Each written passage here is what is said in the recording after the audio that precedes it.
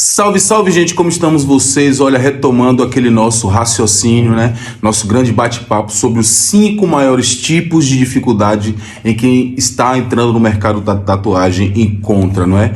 Já falamos sobre precificação de trabalho, a dificuldade que o pessoal tem de conseguir achar o preço certo, né? Para partir, pelo menos, a vender seu trabalho. Falamos de material, de que tipo de material você deve, né, qualificar ali para iniciar seus trabalhos.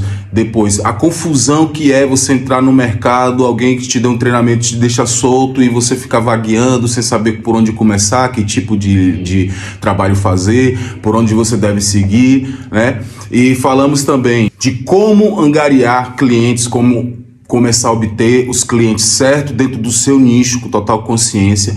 E hoje, não menos importante, vamos começar a falar um pouco sobre por que as linhas estouram. Eu acho que se eu fosse classificar uma diretriz de qual os problemas maiores que todo mundo enfrenta, eu colocaria como primeiro, número 1, essa questão de por que as linhas estouram.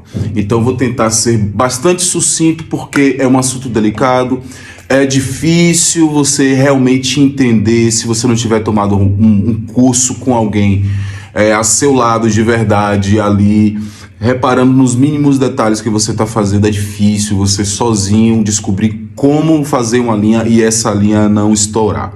Então, assim, a priori, se você está me acompanhando, se você vem me acompanhando e prestando atenção direitinho nesse conteúdo, vocês vão ver que eu já disse que inicialmente o fundamental é você entender qual linha de trabalho você quer seguir. Não tente entrar nesse mercado colocando os carros na frente do boi, certo? Então, ou seja, defina primeiro qual tipo de segmento dentro da área vocês querem, né, levar adiante. Se vão mexer com trabalhos que envolvam linhas, então ok, vamos lá.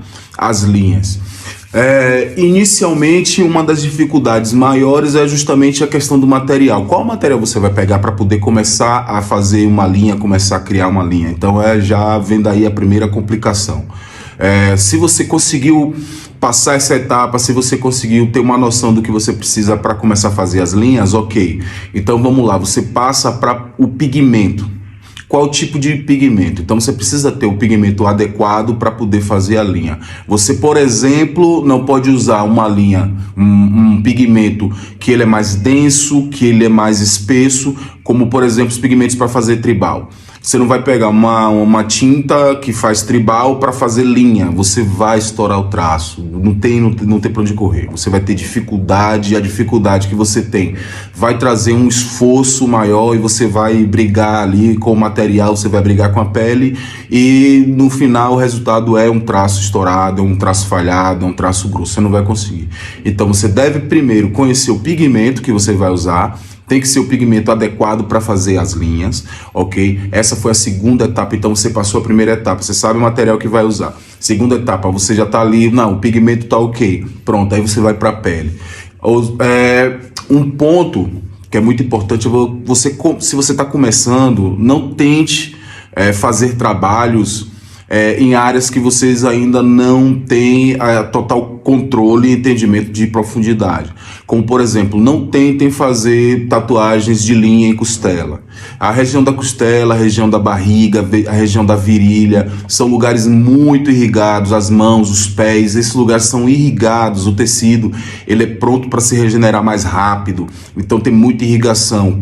E sendo assim, o organismo ele reage muito rápido, a vermelhidão vem rápido, o inchaço, é todo o processo que o organismo faz para debelar aquele corpo estranho, né, tentando invadir o nosso corpo. Então, tentem lugares que são logicamente mais adequados, que são, imagina, ele é mais feito, né, o nosso organismo, ele tem a função de trabalhar nesses locais que você vai ter mais resistência a impacto, a intempéries como sol e frio e vento e tal, ou seja, partes externas da perna, partes externas do braço, o ombro, esses lugares que vocês vão pelo menos ter a noção de começar a iniciar sabendo que esses lugares são menos irrigados, dão menos dor menos sofrimento. Então aí você passa para essa terceira etapa de escolher a pele. Não, vamos fazer aqui e tal. E aí começa. Agora, os fundamentais, os principais profundidade. Você tem que saber que nós temos 4 camadas de pele, né? E os pigmentos, eles devem ficar entre a terceira e a segunda, no máximo de profundidade. Ele não pode passar disso. Se passar da terceira camada, você vai destruir tecido demais, o organismo ele vai forçar a cicatrização e vai criar aí uma queloide, né? Que é aquele excesso de cicatrização. Porque você destruiu o tecido demais, o organismo ele não recupera aquele tecido perdido da mesma forma, então você vai ter ali uma cicatrização prejudicada e, logicamente, uma linha estourada, falhada, ou tremida, certo? Então preste atenção nas camadas que você vai estar ali executando de pele. Depois, velocidade de batida de máquina, é muito importante, ela está bem regulada, ela está na velocidade adequada para fazer a linha, eu diria aí em torno de 7.0, no máximo 7.5, a depender da quantidade de agulha que você esteja empurrando, né? A velocidade é importante, e a inclinação que você dá na máquina, ou seja, se você tem uma inclinação que não é adequada, você vai causar um nível de invasividade das agulhas, que elas podem aprofundar mais do que você consegue calcular, mais do que você consegue controlar. Então a destruição do tecido, ela vai ser dada de uma forma muito agressiva e aí, mais uma vez, vai forçar a cicatrização de uma maneira ruim, de uma maneira não adequada, tá certo? Então aqui, prestem atenção, tenham em mente, guardado essas 5 etapas, né, que a gente precisa ter para que as linhas não estourem. Se você seguir direitinho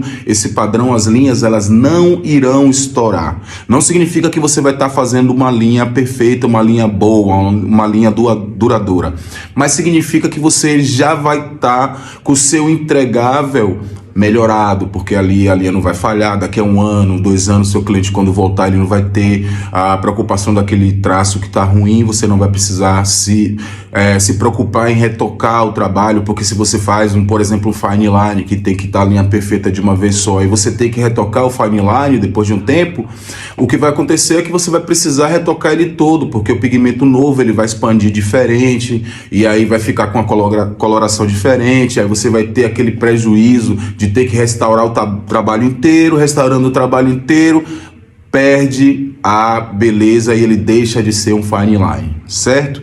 Então, fiquem atentos, qualquer dúvida, qualquer problema que vocês tiverem, podem mandar mensagem, podem me procurar e vamos para as próximas, que agora é só para frente.